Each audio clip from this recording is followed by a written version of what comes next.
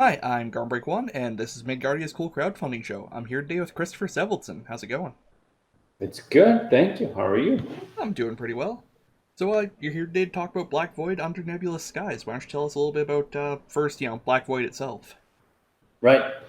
Well, Black Void is sort of a dark esoteric fantasy RPG that came out last year after my first successful Kickstarter in 2018, and it's somewhat different to most fantasy RPGs in that it revolves around humanity and who were thrown away from Earth that suffered a cataclysm, and now they wound up in a place called Lynn the Eternal, which is this otherworldly cosmopolis where it's filled with aliens and mythical beings and so on and so forth. So it's about the fall and resurgence of humanity, and one of the other things that really sort of stands apart is that you don't have your typical elves and dwarves and orcs and all that stuff. We try to veer away from the tropes, but in order to really sort of bring back the wonder, so that the players don't know what really to expect. Cool. Yeah, I've seen the core book myself a couple of times and, read through parts of it, and it's strange, which seems very much the intent. It's supposed to be, so Yeah. so that's good. Very, very, very interesting, and the art is spectacular. Um, Brilliant. So this is yeah, like you've got some fantasy spacefaring going on, that kind of thing, as far as I Yep. understand. Yeah. Yeah. Sure. So basically, it's like I said, humanity finds itself in Lynn the Eternal, and from there you can travel the void to other cosmic worlds and void worlds and so on and so forth.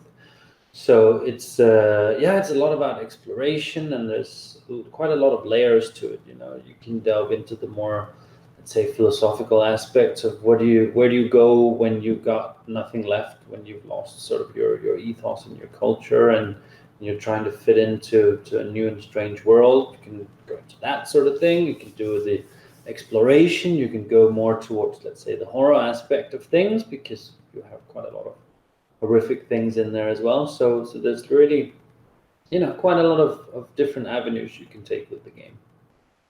Right. So what are you hoping to add with Under Nebulous Skies?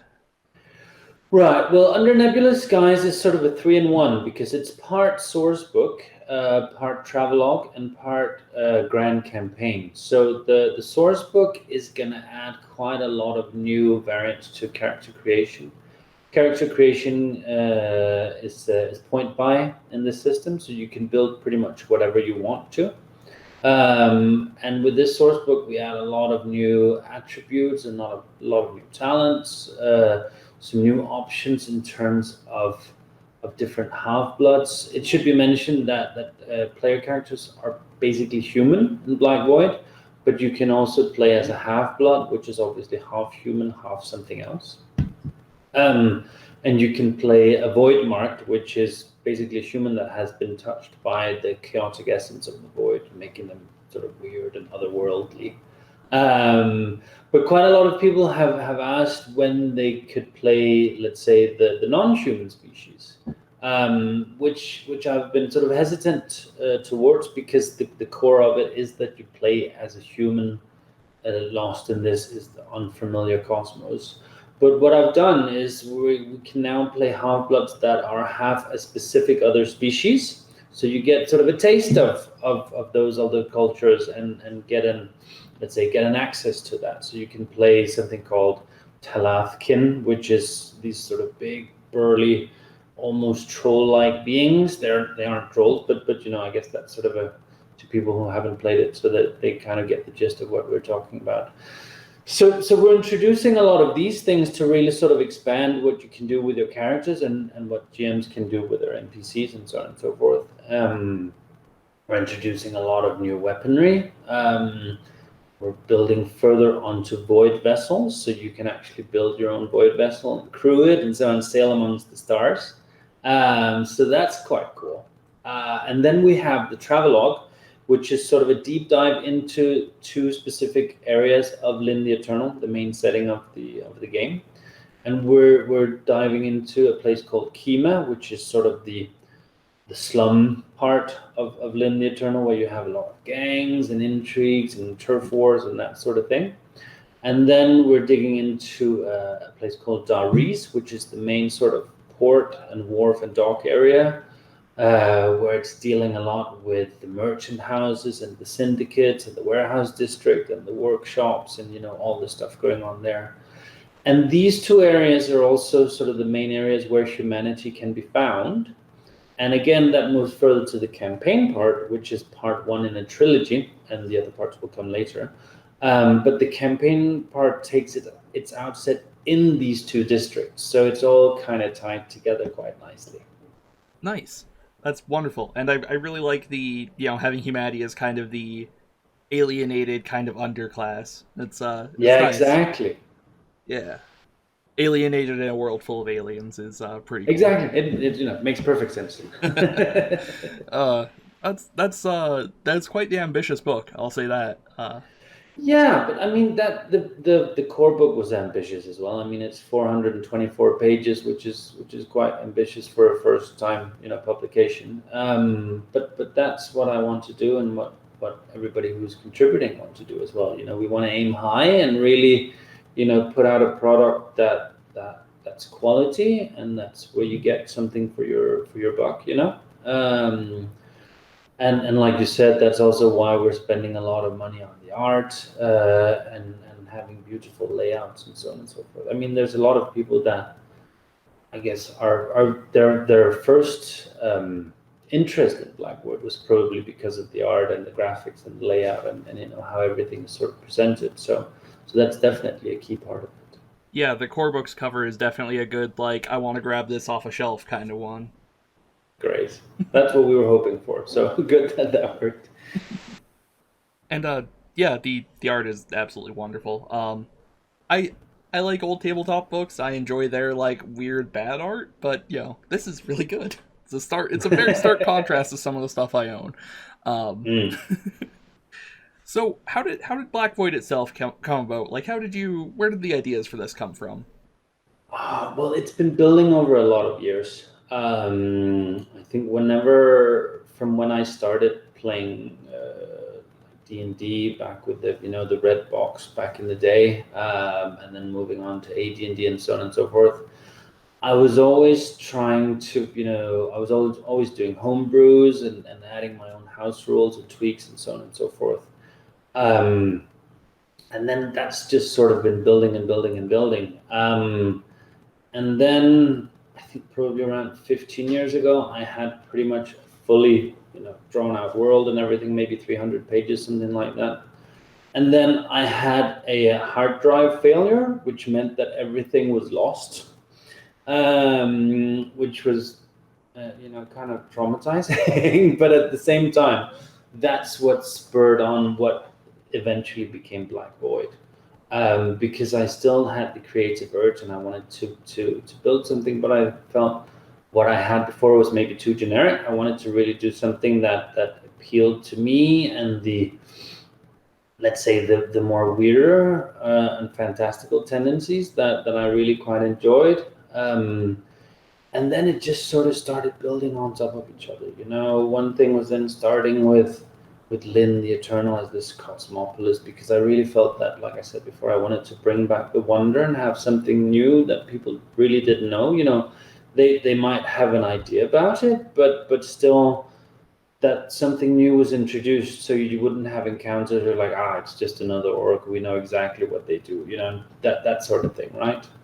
Um, and then I've always been interested in ancient cultures, and at the same time I wanted to. I had an affinity for Middle Eastern culture, but at the same time I didn't want to do something Egyptian inspired because that's been done to death. So I thought, going a little bit further east with Babylonia and the Sumerian culture and that sort of thing, I felt that was really cool, and it was something that people knew a little bit about but not that much, so it gave me quite a wide scope to really delve into stuff that people didn't really know, but they had an inkling of an idea. um, and then things just built on top of each other, and you can see some different influences in there. like Stargate and Dune and some Star Wars and some Warhammer 40,000. And there's tons of inspiration sources that have just been sort of compiled. And then in the last couple of years before the launch, everything just sort of seemed to crystallize and fit together all of a sudden, and then you got the coherency that sort of maybe hadn't been there before. But by the time I did the Kickstarter, everything was sort of falling into place, and Black Void, as we know it today, has had kind of emerged from it. Excellent. So that's the very short and concise description of what it was. I mean, for a 15-year time frame, that's not bad. No, well, yeah, it was on and off, obviously, but Yeah. yeah, it has been built in different stages, and things have been thrown out because it wasn't working, or it felt too generic, or it didn't really add anything to the setting. The whole thing with humanity sort of being refugees, that came in quite late, but I felt that was really one of the aspects that tied everything together, because then you could take all these different influences and really introduce something that you maybe hadn't seen before, because what the reader and the player experiences is sort of what the characters experience, because they've been thrown into this unfamiliar world. Right, right. Bringing it to a kind of exploration and discovery angle that you can't quite get in a more generic fantasy setting. Exactly. I'm picking up what you're laying down. All right, all right. Cool. That's Uh, good. I also really like your choice of weapons in the art, since you mentioned influences from various cultures. As I was scrolling down, I was like, was that a hungamunga? And I had to scroll back up. Like, yeah, hungamunga and a guitar. Sweet. Exactly. Exactly. Yeah, I mean, for people who are into those kind of things, I think there's some nice, like, I know what this is. That kind of like, that not maybe the white populace would get, but people who are into this sort of stuff, they have the pleasure of recognition in there. Yeah, it's always nice. And the hungamunga is eye catching, even if you don't know what it is. Exactly. Uh, that's that's super cool. So how does it work mechanically? Right. It's a D12 system, and I mean the basics are quite simple and somewhat reminiscent of what you probably know from Dungeons and Dragons, which is basically you make a roll with the D12. You add your modifier or penalty or bonus from your basic traits, which is your physical, mental, and social capabilities, and then you add an ability as well, which could be a skill or power or whatever, and you roll that against the difficulty, and that's sort of the basics, and that's how you resolve pretty much everything. So once you sort of catch the gist of it, everything is resolved in more or less the same way, making it actually quite simple to dig into. On top of that, you have critical failure if you roll a natural 1, and you have an exceptional success if you roll a natural 12. Now, obviously, this occurs more often than it would in D&D, for instance. And the reason for that is that I wanted to add some more drama, some more exceptional occurrences.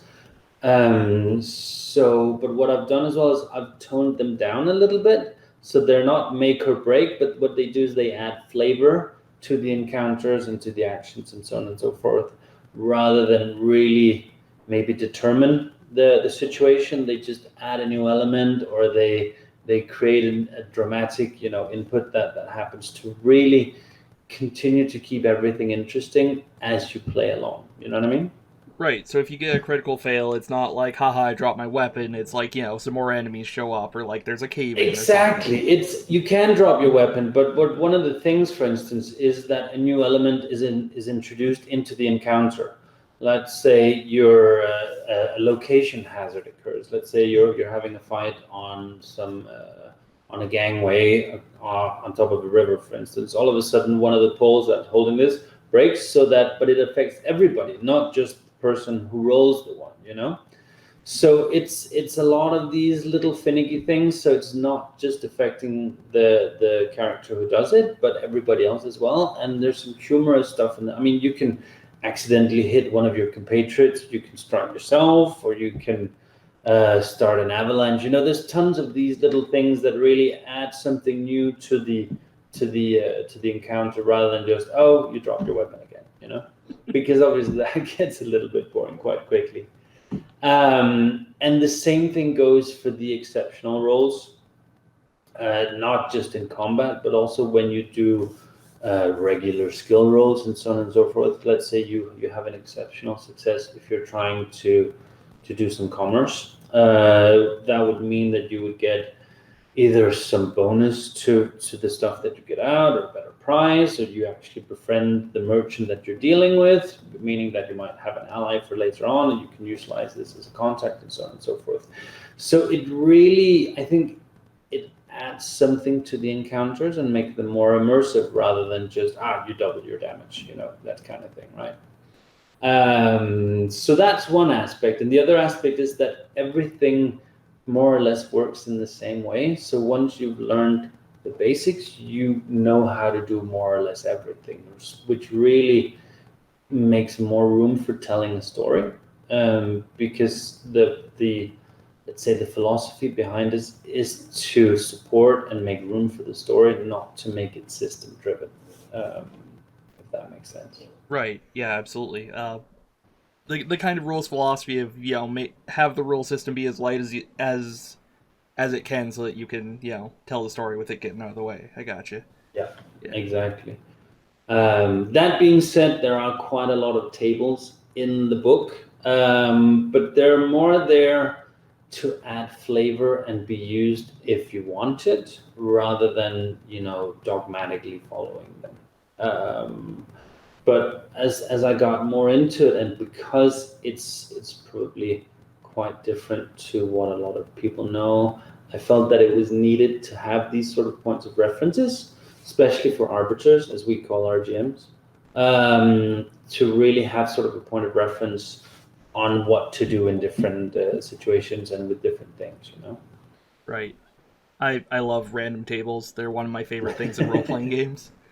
Then you like Black Void, I think, because there's quite a lot of tables in there. Excellent. Yeah, I love just being like, oh, a player asks what's in this box. I'm like, I don't know. Roll 1d100. Exactly. Oh, it's scuba gear. Have fun with that. Yep. So, what's combat like in Black Void? Is it all stabby stabby? Is there some kind of like psionic magic stuff or? Right. It's quite gritty.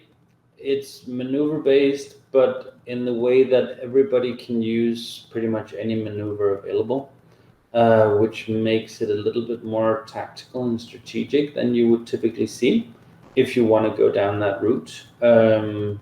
So you can, there's difference between when you engage, whether you charge or whether you furiously charge. You have different maneuvers for those three, actually. So if you like that kind of stuff, it's there. If you just want to do, well, I hit, just make the roll kind of thing, you can do that as well. But the depth is there to really make it interesting in that sort of way, Magic is, for new characters, quite difficult to use in combat, because the casting times are usually quite long, but it's not a setting where you throw fireballs left and right kind of thing. It's more subtle, it's more probably psionic oriented, to use a word that people will know. So for mystics, as we call them, it's probably better to avoid combat early on, or at least prepare for when there's an encounter more. That's how it was designed, and that's how it actually is working from people I've talked to. Because they expect maybe to, like the DD, go in, do magic missile, that kind of thing. That just doesn't work in Black Void, because it might take you 3 rounds to get any sort of effect going, and by then either your opponents are dead or you yourself are bleeding in the curb. But that being said, there's a lot of elements in there that to make it interesting, in terms of what maneuvers people use, and the different creatures, they can utilize different maneuvers depending on their intellect traits, their scores.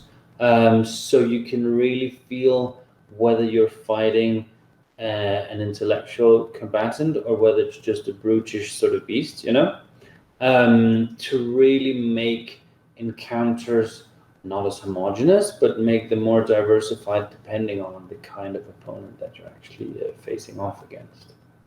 Right, because with certain other systems, the world's most famous role playing game, it Not to can get a bit, mention yeah. names. Not to mention names, it can get a little bit samey, especially in its most recent Yeah, edition. exactly. And that's what I wanted to sort of get away from. But that being said, Black Void is probably not as combat oriented as a lot of other ones. I mean, you can take it that direction if you want to, but it's not really built for it. It's more built for diversification. So that, I mean, in the published adventures, there's when you encounter something, there's usually at least three different ways to deal with that encounter, and usually only one of them is combat. So there's room for different approaches to dealing with situations. But if you want to go into combat, obviously you can do that, and I've tried my best to make it interesting consistently throughout. Absolutely, and I really appreciate that as a core design philosophy of the published adventures to have multiple non-combat ways of dealing with situations.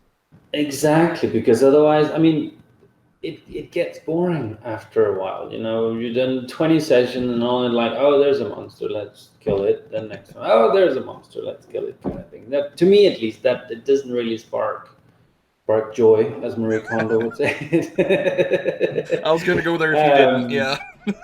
exactly. So we try to do that also to appeal to different types of play, because in most groups you will have players that prefer different styles, and this way you have a wider appeal because you can take it in different directions.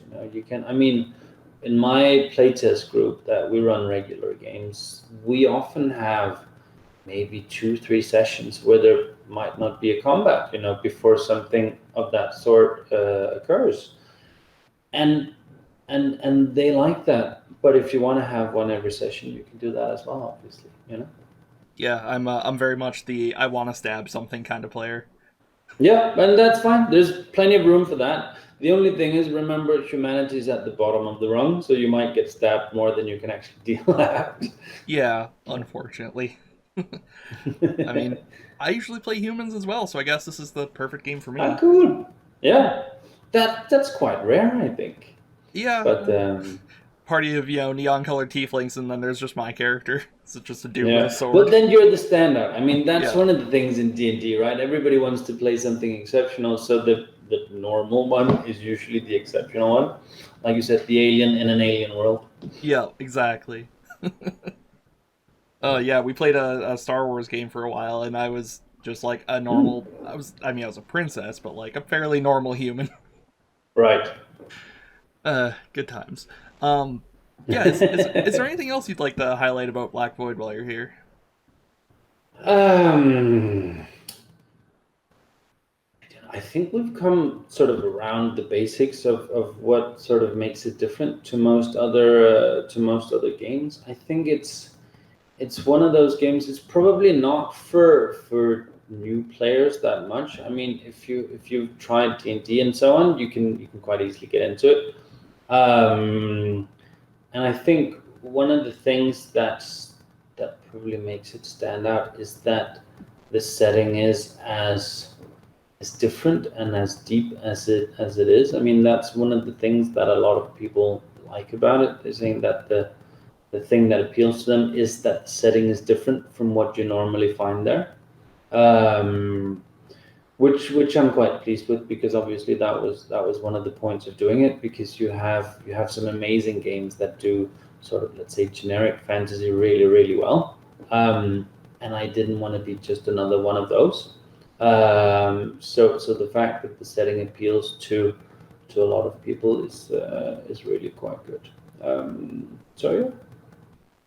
Excellent. And yeah, like you said earlier, you've already done a Kickstarter. You have delivered on the product. Uh, Yes.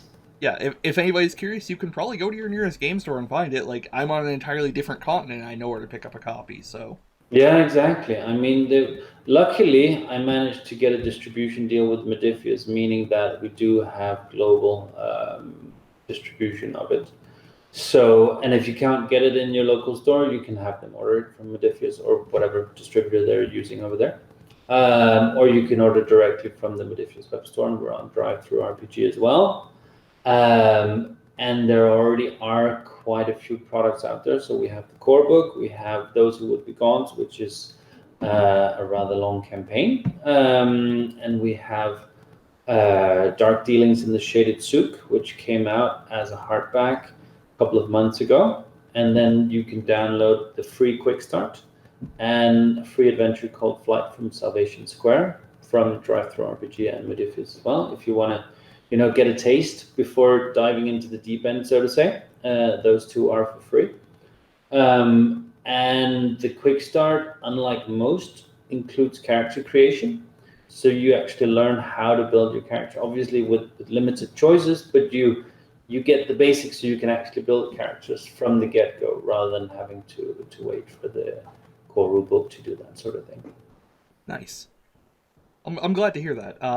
I love quick start adventures. Some people don't do them, and it confuses me because like if there's not a sample adventure, I'm probably not gonna run your game, unfortunately. Right. And that was a thing for the core rulebook, whether to include that or not. But I decided that it's already long enough with 420 something pages, that to Yeah. add a, what is it, 40-page adventure on top of that, it would just be too much. So I thought I'd rather do one that you can download for free as an additional. And it gives a nice gist as well to potential players on what this is all about with it before they spend any money on it.